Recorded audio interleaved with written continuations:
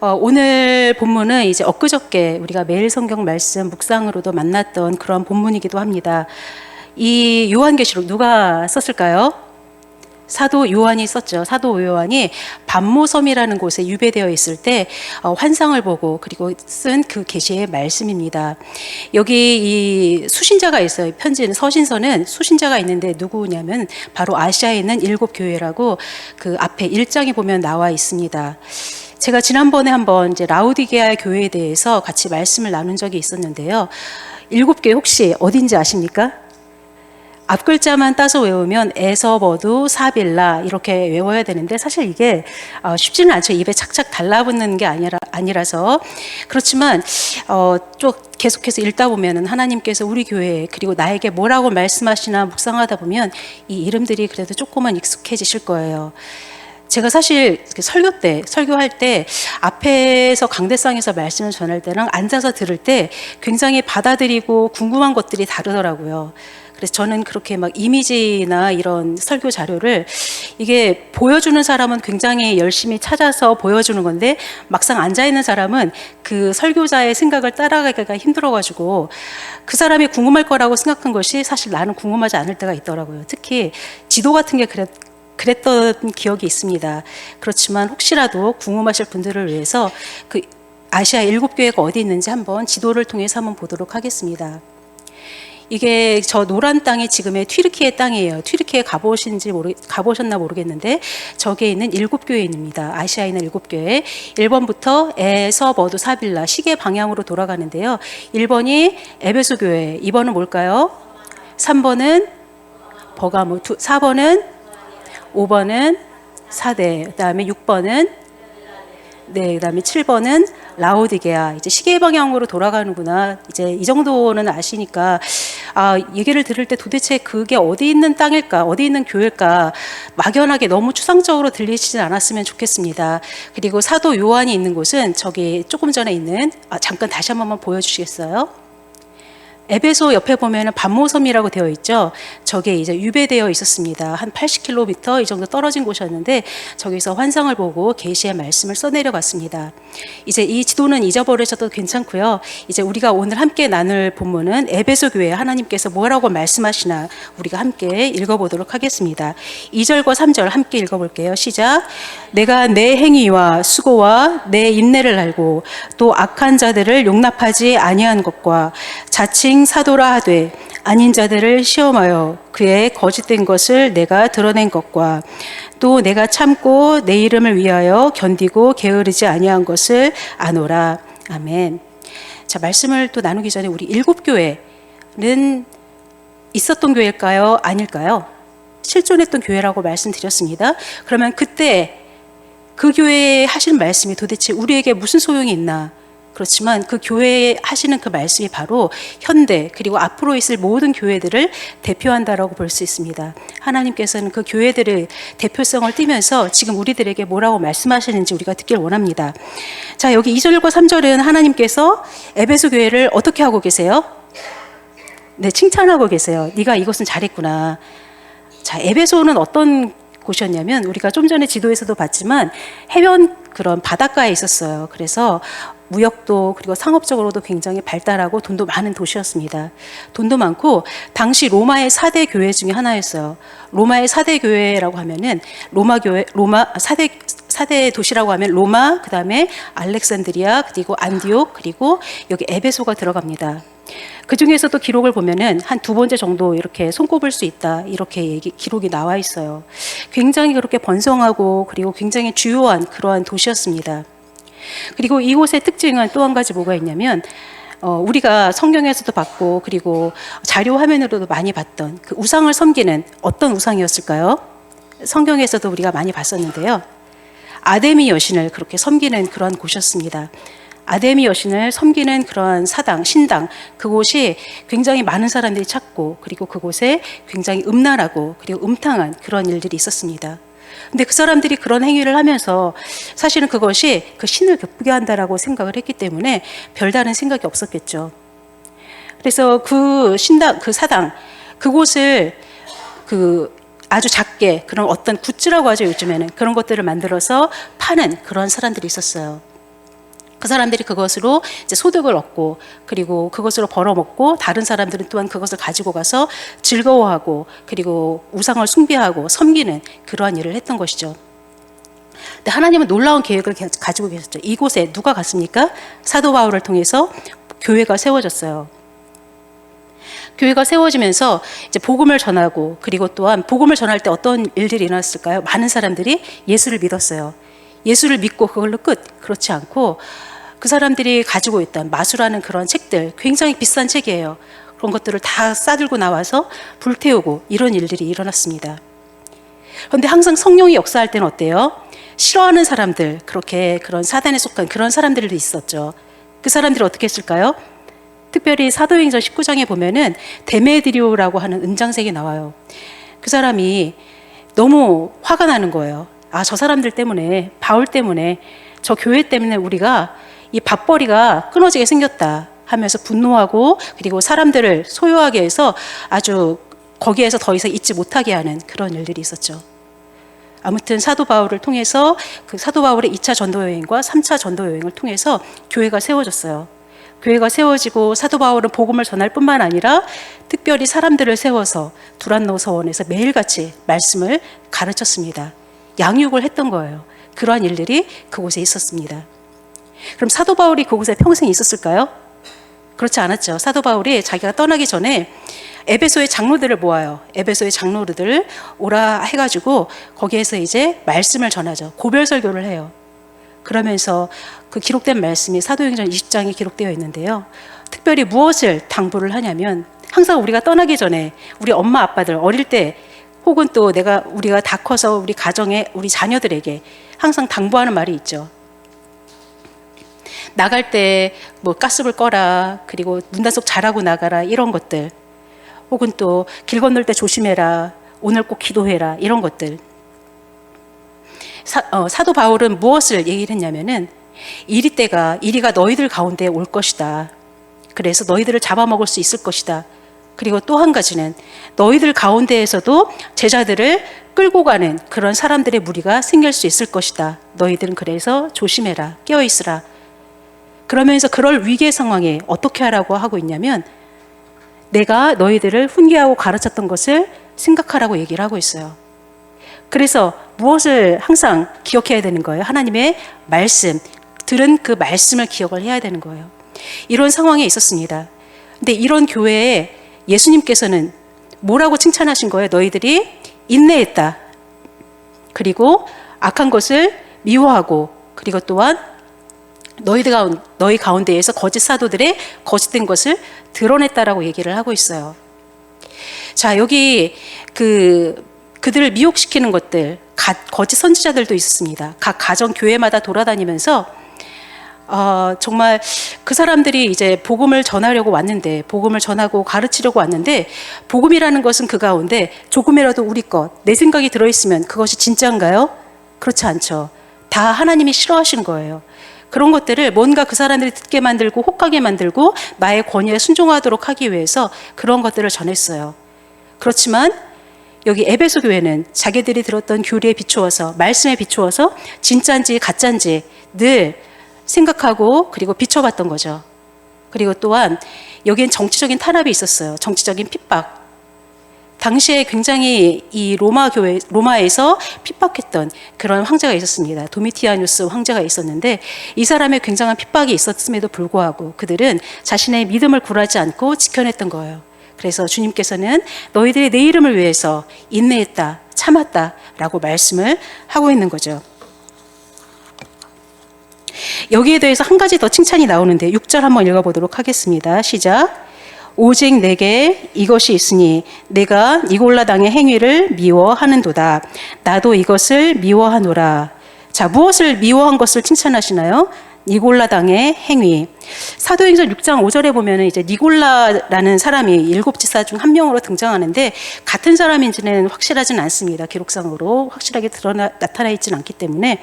그렇지만 그 다음에 나오는 버가모 교회에 보내는 편지도 보면은 여기 니골라 당이 나와요. 그래서 뭔가 음행이라든지 우상숭배라든지 이러한 죄의 문제가 심각했던 것으로 여겨집니다. 그런데 에베소 교회는 이것도 미워했고, 그리고 나도 또한 니골라당을 미워하는데 너희들이 이것을 미워했구나, 잘했구나라고 칭찬을 하고 계십니다.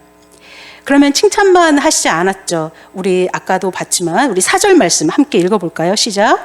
그러나 너를 책망할 것이 있나니 너의 처음 사랑을 버렸느니라. 자, 무엇을 책망하고 계십니까? 처음 사랑을 버렸다.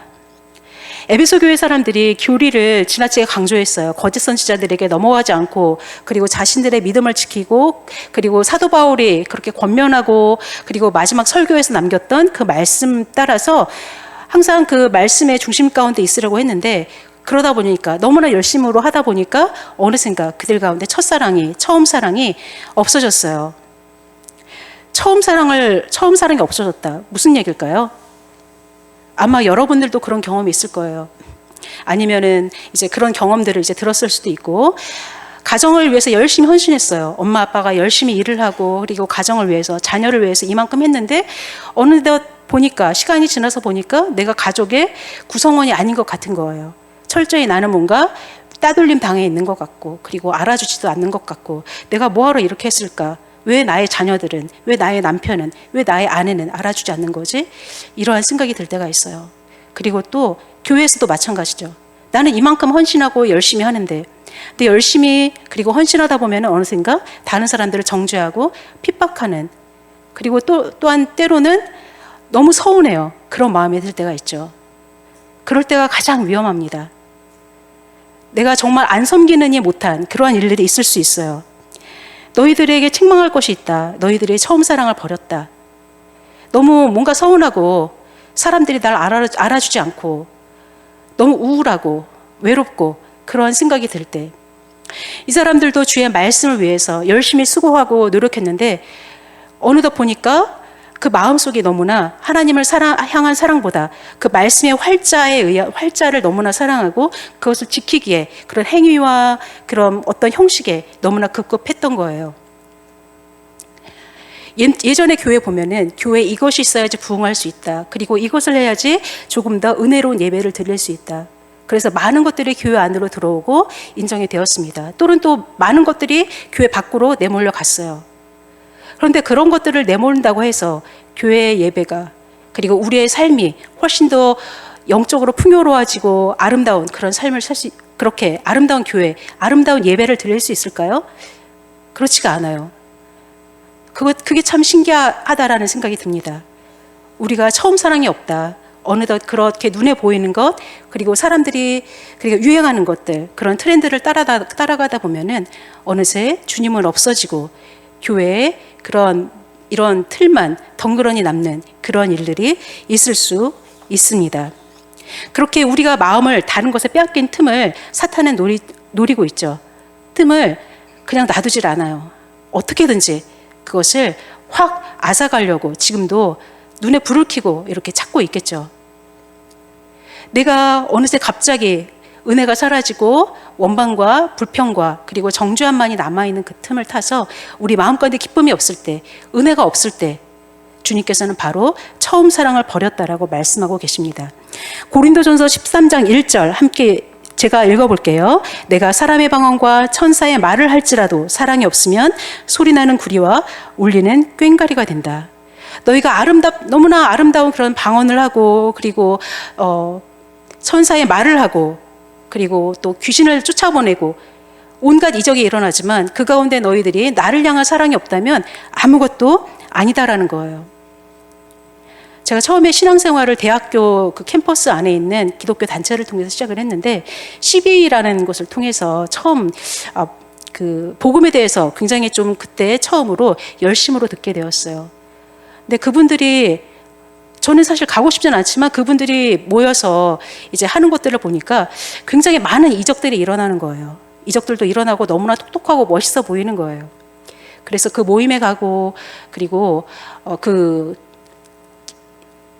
우리의 그런 은사 같은 그런 것들을 개발하는 그런 모임에도 가고 그랬는데, 하루 이틀 가다 보니까 이거는 좀 아닌 것 같은 거예요. 그들 안에 뭔가 정죄하고 또 다른 은사들을 바라고, 그래서 하나님을 사랑하는 것이 아니라 다른 것들을 바라는 그런 것들을 보게 되었어요.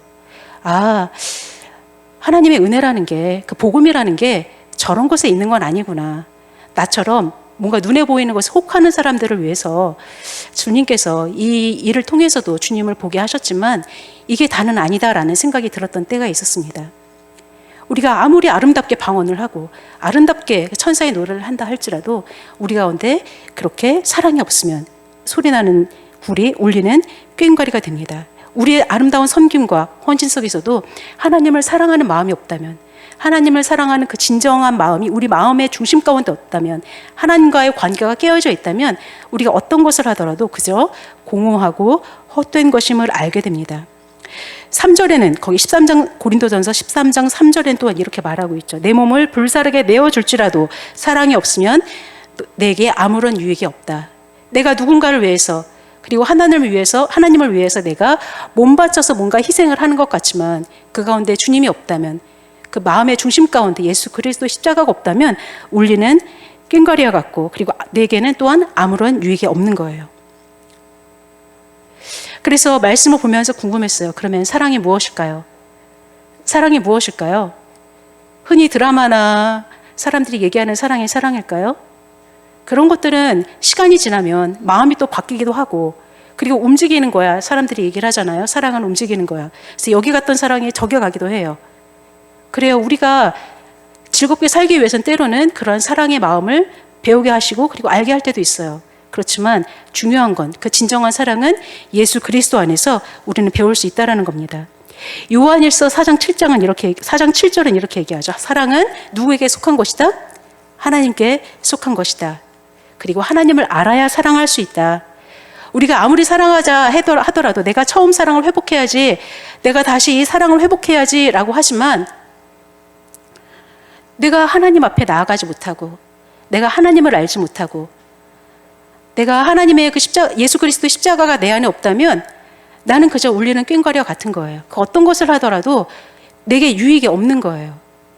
그래서 그 사랑을 배우려면 우리는 하나님을 알아야 됩니다. 그 하나님을 알기 위해서 주님께서는 바로 예수 그리스도를 보내주셨어요. 우리가 무엇을 보면, 예수 그리스도의 십자가를 보면 우리는 하나님의 사랑을 알 수가 있습니다. 요한일서 4장 10절 우리가 한번 찾아볼까요? 요한일서는 요한계시록 조금 앞에 있습니다.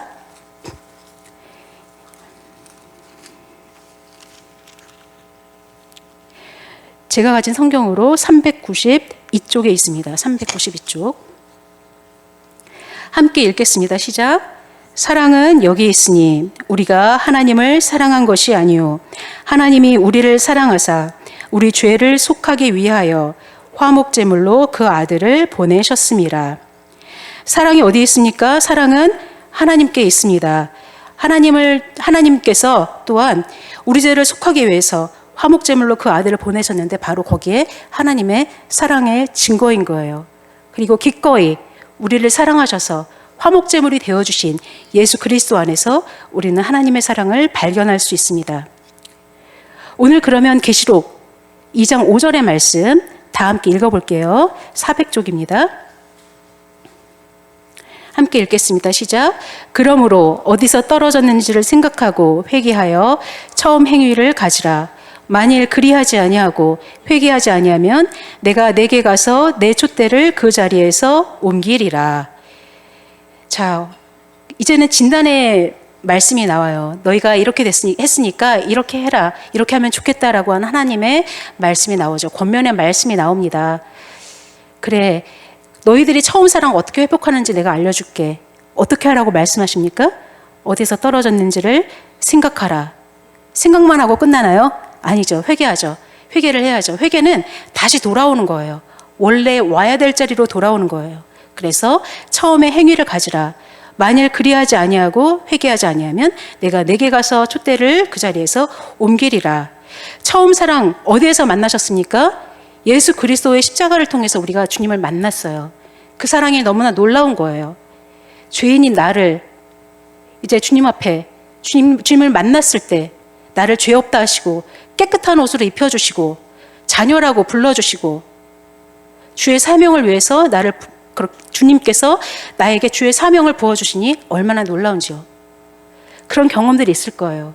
그래서 여기까지 오지 않으셨습니까? 내가 죽어도 좋습니다. 내가 주와 함께 죽어도 좋습니다. 내가 주와 함께 어디든지 가겠습니다. 그러한 고백이 여기 계신 분이라면 누구든지 다 하셨을 거예요. 우리에게 그런데 어느 날 그런 마음이 갑자기 사라져요. 아, 내가 이걸 해서 뭐해? 조금 더 돈을 벌지. 내가 이거를 이만큼 벌어서 왜 다른 형제 자매들을 위해서 섬겨야 되지? 내가 왜 나의 시간을 저 사람들을 위해서 섬겨야 되지? 왜 교회 와서 이렇게 해야 되지? 하지만 우리 안에 그리스도께서 다시 우리가 하나 되게 하실 때, 그 관계가 다시금 회복되게 하실 때, 주님 앞에 나아가서 주님을 다시 한번 보게 될 때 우리는 다시금 그 자리로 돌아와서 내가 이렇게 섬기게 하심이 얼마나 감사한지, 내가 이렇게 주님께서 쓰심이 얼마나 감사한지, 내가 지금 건강하게 주의 나라를 섬길 수 있음이 얼마나 감사한지 하나하나 다 감사하게 되죠. 우리가 어느덧 감사가 사라지고 기쁨이 사라지고 그리고 내 마음이 너무나 냉랭해질 때 우리가 처음 사랑을 회복해야 되는 갈보리 십자가 앞으로 나아가는 그러한 시간인 것을 보게 됩니다. 그래서 그 시간에 그 주님께로 나아갈 때 내가 얼마나 죄인인지를 주님께서는 또한 가르쳐 주시고, 그렇지만 너무나 그 은혜가 너무나 커서 내가 지금 묶여져 있는, 내가 마음을 홀라당 어느 순간 빼앗겨 있는 그것이 무엇인지를 알게 하셔서 그 잡고 있으려고 했던 것들을 놓아버릴 수 있는 그런 은혜들을 우리에게 주죠.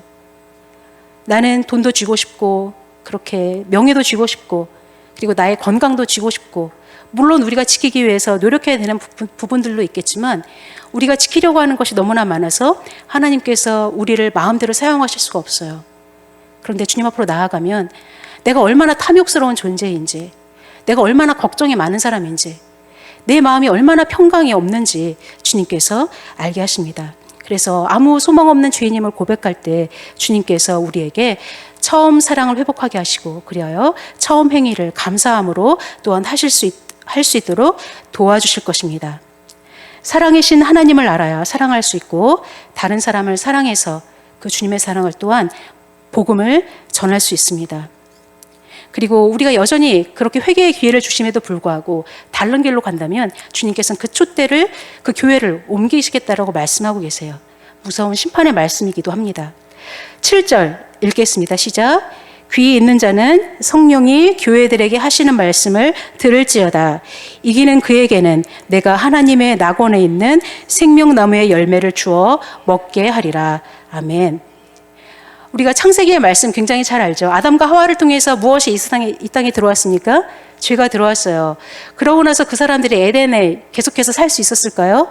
아니에요. 하나님께서는 쟤네들 저기에 놔뒀다가는 생명나무의 열매를 먹겠다 하시면서 우리를 생각하셔서 그곳에서 에덴에서 나가도록 하셨죠. 그리고 생명나무로 오는 그 길을 불칼로 이제 지키도록 하셨어요. 아담과 하와도 그렇게 온갖 것을 다 누리다가 결국은 쫓겨난 것으로 엔딩이 되었는데 주님께서는 놀라운 약속을 지금 하고 계신 거예요. 뭐라고요? 생명나무 열매를 주어서 먹게 할 것이다. 얼마나 놀라운 약속인지 몰라요. 주님이 이 약속을 지키실까요? 안 지키실까요? 분명히 지키시겠죠. 말씀을 맺길 원합니다. 우리가 하나님을 위해서 한다고 했던 것들이 얼마나 내게 무익한 것들인지 다시 한번 돌아봤으면 좋겠어요. 왜 내 마음에 섬기지만 진정한 기쁨이 없는지. 저도 오늘 아침부터 굉장히 뭔가가 분주했어요. 특별히 뭔가를 한 건 없는 것 같은데 아침부터 계속해서 뭔가가 이제 있어서 분주했고 지금 이 시간까지 왔습니다. 저만 분주했을까요? 여기 앉아 계신 분들도 어떤 분은 주차봉사, 어떤 분은 식당봉사, 그리고 성가대로, 그리고 또 밥 먹고 나면은 또 설거지하고 여러 가지 청소하고 이런 것들로 하루 온종일 분주하셨을 거예요. 그 가운데 그래도 기쁨이 있어야 됩니다. 왜 내 마음에 기쁨이 없을까? 내 체력이 너무 넘치도록 하고 있나? 한번 돌아보시고 그럴 때에는 또 SOS를 요청하셔도 되고, 그리고 또 내가 지난번까지는 할 수 있었는데 왜 나의 마음에 갑자기 기쁨이 사라졌을까 싶으면 다시 한 번 더 하나님 앞으로 나아가서 우리의 첫사랑이 회복되는 그런 일들을 경험했으면 좋겠습니다. 갈보리 십자가에서 우리의 죄를 덮으시고 자녀 삼아주시는 그 놀라운 은혜를 다시 한번 경험하며 우리의 온 마음과 온 영으로 경험하며 주님 앞으로 온전히 나아가는 우리 모두가 되기를 기도합니다.